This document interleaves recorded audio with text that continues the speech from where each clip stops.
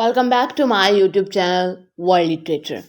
आज जो topic discuss करने वाले हैं वो है where I find myself from translating myself and others by Jhumpa Lahiri. Jhumpa Lahiri की कलेक्शन है एसेज की translating myself and others. उसका एक ऐसे है where I find myself. इसको जो है वो आज हम डिस्कस करने वाले हैं।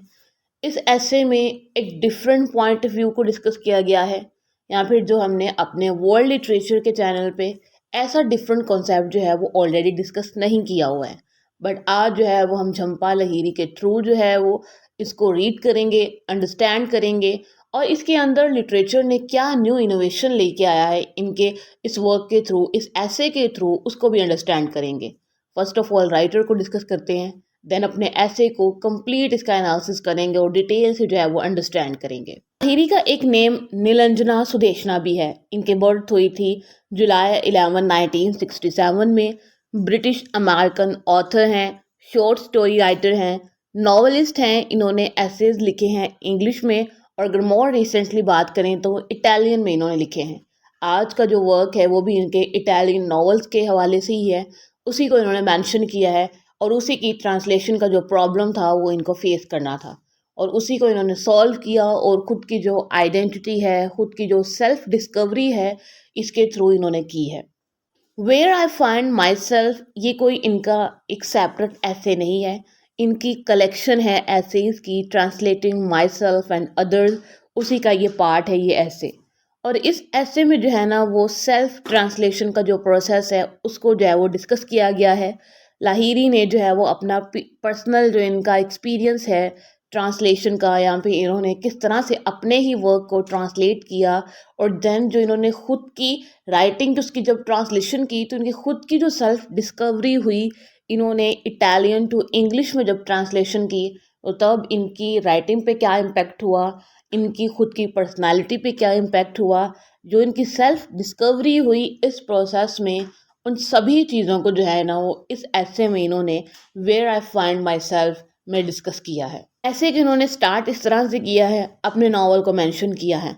डव मी ट्रोवो को इन्होंने यहाँ पे मेंशन किया है कि मैं ना इटालियन में लिख रही थी और जब मैं ये लिख रही थी तो उस वक्त ही जब मेरे माइंड में ना क्वेश्चन आना स्टार्ट हो गए थे कि इसको जो है वो इंग्लिश में ट्रांसफॉर्म किया जा सकता है कि नहीं, क्योंकि ये जो इनका नावल था वो इटालियन में था। अब इटालियन टू इंग्लिश ट्रांसलेट करना या फिर उसको किया जा सकता है कि नहीं, ये लिखते वक्त ही उनके माइंड में जो है वो क्वेश्चन आना स्टार्ट हो गए थे और उन्होंने तभी सोचा था नेचुरली जो है वो उसको ट्रांसलेट किया जा सकता है। मीन्स कि कोई भी टेक्स्ट है उसको किसी भी लेवल तक किया जा सकता है, किसी भी लैंग्वेज में ट्रांसलेट। अब आप उसमें सक्सेसफुल होते हैं या नहीं, जो उसका ओरिजिनल लैंग्वेज में मीनिंग कन्वे किया गया है आप उसे ही नेक्स्ट लैंग्वेज में जब ट्रांसलेट कर रहे हो उसको वही मीनिंग दे पाते हो कि नहीं, ये तो डिपेंड जो है वो ट्रांसलेटर पे करता है। और कि किस लेवल तक जो है वो आप अच्छी ट्रांसलेशन कर सकते हैं वो भी आप पे डिपेंड करता है। तो ये जो क्वेश्चंस हैं वो लाहिरी के माइंड में उसी टाइम पे ही चल रहे थे जब इन्होंने डव मी ट्रोवो जो है वो लिखना स्टार्ट किया। लाहिरी कहते हैं कि जब मैं लिख रही थी तो मेरे माइंड में टू क्वेश्चंस ना अगेन एंड अगेन जो है वो शेडोड हो रहे थे। लाइक फर्स्ट क्वेश्चन जो था वो इनके माइंड में था, when would the text be turned into English, कि कब ये जो इटालियन टेक्स्ट है ये इंग्लिश लैंग्वेज में कन्वर्ट किया जाएगा। And then who would translate it, तो वो कौन होगा जो मेरे इस वर्क को, डव मी ट्रोवर को जो है वो ट्रांसलेट करेगा इटालियन टू इंग्लिश। ये दोनों ही क्वेश्चन इनके माइंड में थे। इन्होंने हायर भी किया था किसी को ट्रांसलेशन के लिए, लेकिन इनको जो है वो उस ट्रांसलेशन को रीड करने के बाद ऐसा लगा कि जो मैंने इटालियन में लिखा है वो इंग्लिश मीनिंग नहीं दे रहा है। उसके बाद ये इन्होंने टास्क खुद लिया और इस टास्क को जो है वो कंप्लीट किया और सेल्फ डिस्कवरी हुई। इनका ये बहुत ही पर्सनल अच्छा एक्सपीरियंस था ट्रांसलेशन करने का। है लाहिरी ने अपने इसी ही एसेज की कलेक्शन में कुछ गोल्डन वर्ड्स कहे हैं ट्रांसलेशन को लेकर, या फिर जो ट्रांसलेटिंग का जो प्रोसेस है इसको लेकर।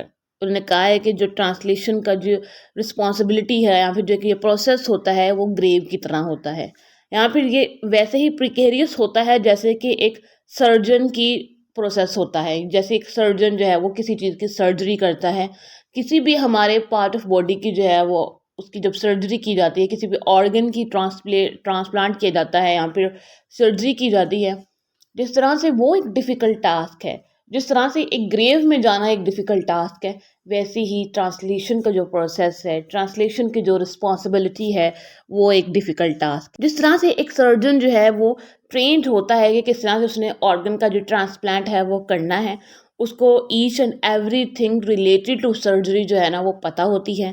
इसी तरह से लाहिड़ी कहती हैं कि मेरे माइंड में भी ये क्वेश्चन था कि जो ये सर्जरी है, ट्रांसलेशन की जो सर्जरी है, ये कौन परफॉर्म करने वाला है।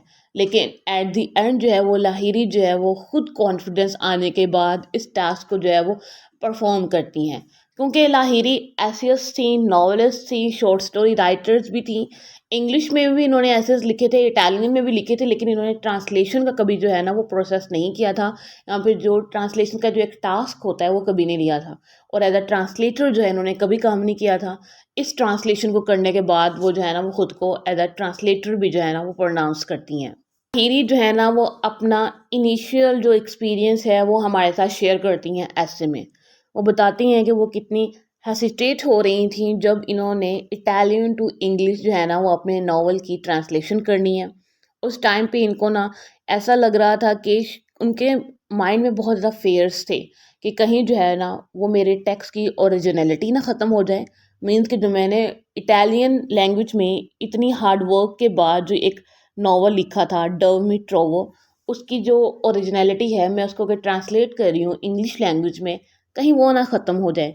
या फिर जो मैंने इटालियन लैंग्वेज लिखते वक्त जो मेरे माइंड में न्यू आइडियाज़ आए थे, न्यू मैंने चीज़ें सीखी थी, न्यू नॉलेज आया था, कहीं वो जो है ना मैं उनको बिट्रे ना कर दूँ, उस विजन को कहीं मैं बिट्रे ना कर दूँ।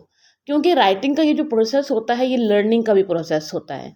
अब जब एक राइटर एक चीज़ लिखता है तो उसके पास माइंड में एक पॉइंट ऑफ व्यूज़ का ब्लॉक आ रहा होता है। मीन्स कि उसको चूज़ करना होता है उस ब्लॉक में से कि उसने किन वर्ड्स को चूज़ करना है। मीन कि ये उसकी विश या फिर उसकी चॉइस पे डिपेंड करता है राइटर पे कि उसका टेस्ट क्या है, उसने किस टाइप का जो वो वर्क है वो लिख रहा है। तो राइटर की एक बड़ी रिस्पॉन्सिबिलिटी होती है और इस रिस्पॉन्सिबिलिटी को परफॉर्म करते वक्त वो बहुत सारी चीज़ों को लर्न भी करता है, बहुत सारे न्यू विजन्स को लेता है जिसके थ्रू जो है वो देन वर्ल्ड्स की रियलिटी को जो है वो देखता है। कहती हैं कि जैसे ही मैंने जो है ना वो ट्रांसलेशन का प्रोसेस स्टार्ट किया है, उसको ना मुझे ऐसे लगा कि जैसे मैंने कोई टेनिस मैच खेलना शुरू कर दिया है। मीन्स के जो आइडियाज़ हैं वो टॉस्ट हो रहे हैं, बाउंस बाउंस हो रहे हैं कि वो कभी आगे जा रहे हैं, कभी पीछे जा रहे हैं, और जो लैंग्वेज है उसका प्रेशर बहुत ज़्यादा है। और इससे जो है ना, लेकिन इन्होंने जो है वो बहुत ज़्यादा फोकस किया, और ट्रांसलेशन के दौरान इन्होंने जो एक चीज़ सीखी कि जो ओरिजिनल टेक्स्ट है उसको जो है वो री एग्जामाइन किया जा सकता है विद फ्रेश आइज। हम एक टाइम पे एक नॉवल एक टेक्स्ट जब उसको लिख लेते हैं ना, अगर सर्टन टाइम के बाद हम उसको उठा के देखें तो हम एक नए व्यू के साथ, एक नए विजन के साथ जब उसको रीड करते हैं तो हमारे माइंड में कुछ नई चीज़ें आती हैं कि इस लाइन के बजाय अगर मैं इस लाइन को लिख दूं तो ये ज़्यादा प्रॉपर लगेगा, ज़्यादा मीनिंगफुल लगेगा और रीडर को जो है वो ज़्यादा इंटरेस्टिंग लगेगा। लाहिरी ने यही जो है ना पॉजिटिव पॉइंट अपनी ट्रांसलेशन के दौरान ढूंढा और इसको ही आगे वो लेकर चली। लाहिरी फर्दर हाईलाइट करती हैं कि जो ट्रांसलेशन का जो प्रोसेस है वो एक जस्ट कोई मैकेनिकल प्रोसेस नहीं है जिसके अंदर हम सिनोनिम्स को फाइंड आउट कर लेते हैं। ये एक जर्नी है जिसके थ्रू जो है वो रीडिस्कवरिंग हो रही होती है अपनी ही इंटेंशंस की। एक नॉवल जो है वो बहुत सर्टन टाइम पहले जो है वो लिखा गया था, लेकिन उसको देन जो है वो बंद करके रख दिया गया। सर्टन टाइम के बाद जब उसको और री ओपन किया गया तो मीन्स की रीडिस्कवरी हो रही है। उस टाइम पे जो थॉट्स थे, उस टाइम पे जो आइडियाज़ थे, उस टाइम पे जो इंटेंशंस थी, उनको अब जो है वो न्यू व्यू मिल रहा है, फ्रेश आइज से जो है वो उनको देखा जा रहा है। उन्हीं इंटेंशंस की जो है वो अब अगेन रिडिस्कवरी हो रही है, और उस वर्क में जो अंडरलाइंग मैसेज है उसको भी जो है ना वो रीडिस्कवर किया जाता है। इन्हें जब उसको डीप उसको एक्सप्लोर किया अपने इस वर्क को जाके नॉवल को, तो इनको जो है ना वो अपने इंग्लिश वर्जन को रिफाइन करने का भी मौका मिला। साथ में इनका जो ओरिजिनल टेक्स्ट था इटालियन उसको इन्होंने रिवाइज किया, और उसका जो है ना वो बेटर इम्पैक्ट और उसके अंदर जो बेटर क्लैरिटी है वो लेकर आई, ताकि रीडर को जो है ना वो अच्छे से उनके टेक्स्ट की जो है वो अंडरस्टैंडिंग हो सके।